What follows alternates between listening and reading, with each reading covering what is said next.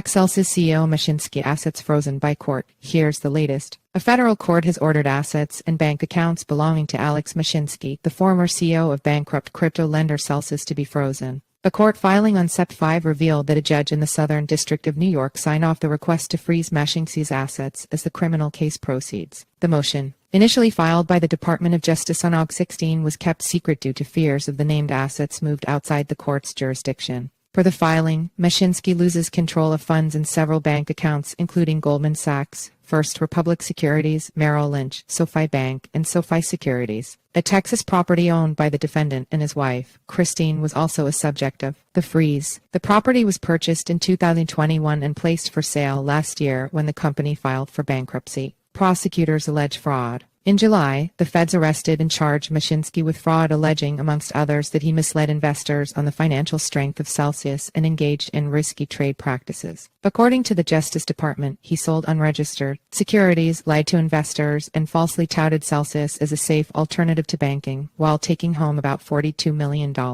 The Commodity Futures Trading Commission (CFTC) and the Securities and Exchange Commission also filed civil suits against Mashinsky for his role at the center of the scandal, which led to liabilities going over $1.2 billion.